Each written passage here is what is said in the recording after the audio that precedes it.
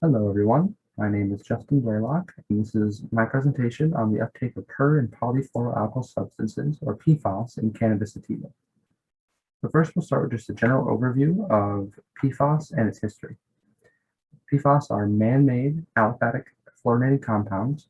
The large number of carbon-fluorine bonds makes them very inert to both metabolic and environmental breakdown. They were first created in 1946 by DuPont, and they've been used extensively ever since, and so they're ubiquitous in the environment today.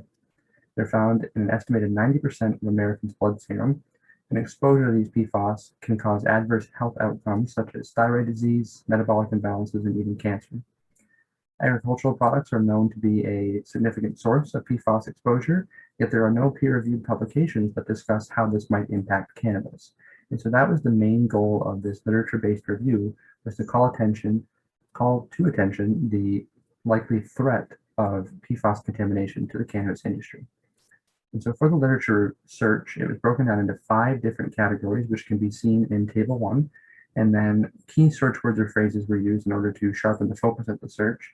And online databases such as ACS publications or Google Scholar were used in order to source pertinent publications.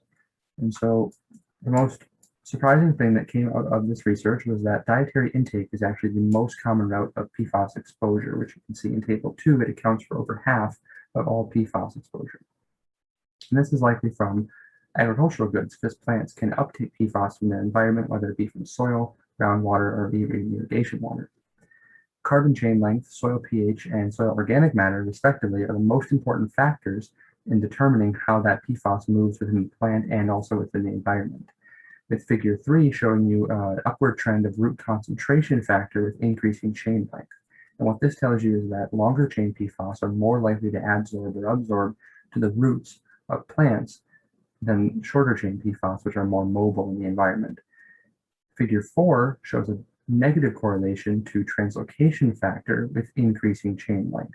And what this means is that shorter chain PFAS are more likely to translocate throughout the plant to the edible or usable portions, whereas long chain PFAS are more likely to stay put in the roots. And this is further supported by figure 5, which shows the different distribution of PFAS in different plant tissues of 4 household vegetables. And you can see the 2 left bars are short chain PFAS, and you can see that there's a larger distribution of total PFAS in the edible portions of these plants, such as the heads, the fruits, or the leaves.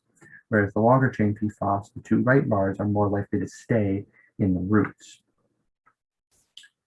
And so what this means essentially is that long chain PFAS are less bioavailable to the plant, yet they tend to persist in the environment longer than short chain PFAS. But short chain PFAS are much more bioavailable. And cannabis sativa might actually be at a higher risk than those household vegetables because it has a very aggressive root system, and it's been used extensively as a phytoremediator of heavy metals because of that. And so it has the potential to uptake even more PFAS than other types of agricultural products would. And so going forward, there needs to be more emphasis put on analytical methods for detecting PFAS in the various cannabis matrices that exist. More plant-specific uptake patterns, mechanisms, and soil mobility of PFAS needs to be better understood. And finally, hexafluoropropylene oxide dimer acid, or Gen-X, is the general PFAS replacement for the now banned PFOS and PFOA. Yet there's research that suggests it might be just as toxic as its predecessors, and so more research is needed to better understand Gen-X. So it's been established that PFAS is a persistent and pervasive organic pollutant. It's found in many everyday products as well as water and soil. It tends to lead to adverse health outcomes in both humans and plants. Dietary intake is a very common route of exposure to PFAS, and it's readily taken up by agricultural goods. Yet there are no peer-reviewed publications that discuss PFAS uptake in cannabis sativa. And so as the cannabis market continues to grow rapidly in the United States, more research must be done in order to better understand how PFAS contamination might be threatening cannabis products. Thank you very much for listening.